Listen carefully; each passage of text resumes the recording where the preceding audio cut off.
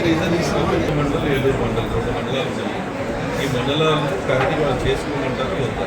ఎందుకంటే అందరూ కూడా అక్కడ ఆత్మహత్య వేసుకుని ఉన్నారు. No way you can produce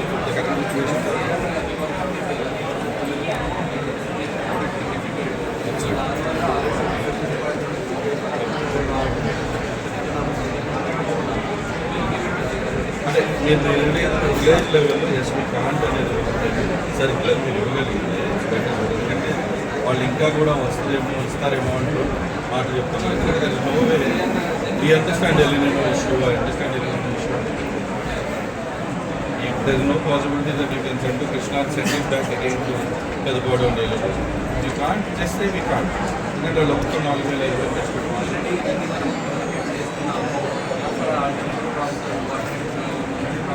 that's good. You're doing it slowly. But at the moment, the ground level situation is 35,000 hectares already under operation. And that means I don't have the communication by the well. Education customer we can't do it. Still I'm better.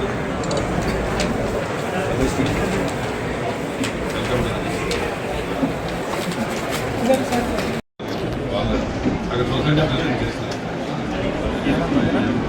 Sudhar కూడా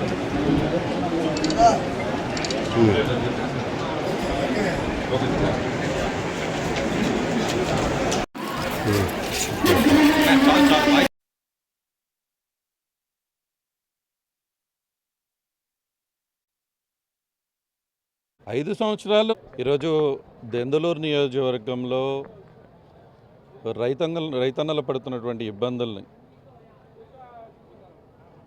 అక్కడ ఉన్నటువంటి పరిస్థితులను నేనే వెళ్ళి స్వయాన కొన్ని గ్రామాల్లో తిరిగి క్షేత్రస్థాయిలో ఉన్నటువంటి పరిస్థితులు చూడటం జరిగింది.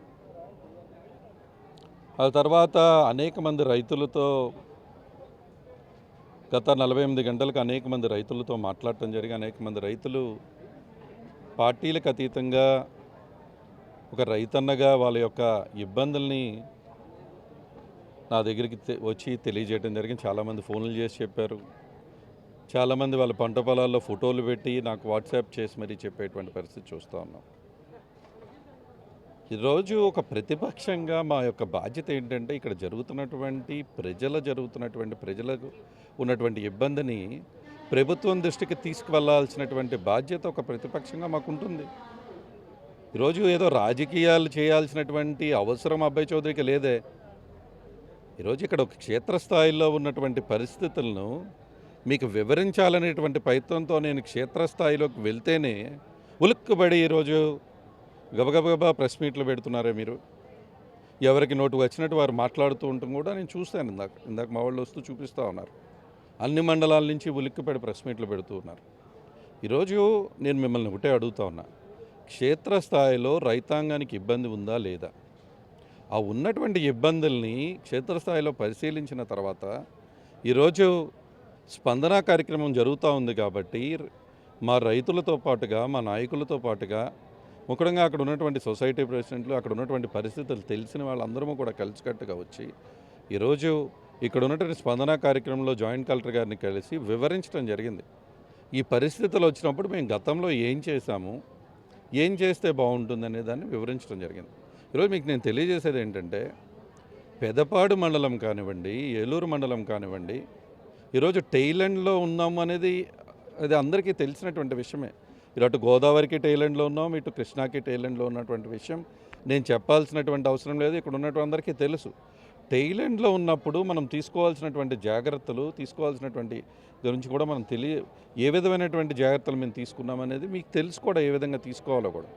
ఇదేదో మేము ఈరోజు దాదాపుగా నాకు తెలిసినంత వరకు ఏలూరు మండలం కానీ పెదపాడు మండలం కానీ 58,000 ఎకరాలు ఉంది.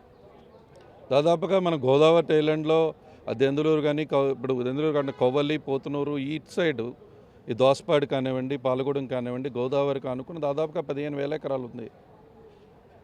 ఈరోజు ఇప్పటికీ కూడా రైతాంగానికి నేను సాగు చేయాలా చేయకూడదా, ఇది ఒక్కటే నేను అడుగుతా ఉన్నా.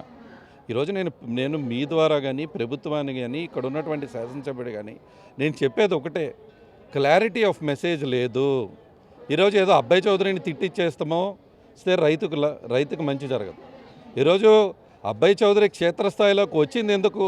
అక్కడ ఉన్నటువంటి పరిస్థితులు ప్రభుత్వం దృష్టికి తీసుకురావాలనేటువంటి ఉద్దేశం నేను క్షేత్రస్థాయి పర్యటన చేయడం జరిగింది. మీరు ఈరోజు చేయాల్సింది ఒక శాసనసభ్యుడిగా మీరు కానీ, ఇక్కడ ఉన్నటువంటి జిల్లా యంత్రాంగం కానీ, ఏ ఏ గ్రామాల్లో మీరు నీళ్ళు అందించగలరు, ఏ ఏ గ్రామాల్లో సాగు చేసుకోవచ్చు, ఏ ఏ ఆయకట్టు సాగుకి చేసుకోలేరు, చేసుకోకపోతే వాళ్ళకి ఆల్టర్నేటివ్స్ ఏంటి, ఈరోజు మీకు దీర్ఘంగా వివరిస్తాను. ఇప్పుడు ఈరోజు కొవ్వలి కానీ, దోసపాడు కానీ, పోతునూరు కానీ టైలాండ్లో ఉంది. కొన్ని అక్కడ ఉన్నటువంటి ప్రాంతాల్లో కొంతమంది రైతులకి ఇబ్బంది ఉండకపోవచ్చు, కానీ అక్కడ ఉన్నటువంటి ప్రాంతాల్లో కొంతమంది రైతులకు ఇప్పటికి ఇబ్బంది ఉంది.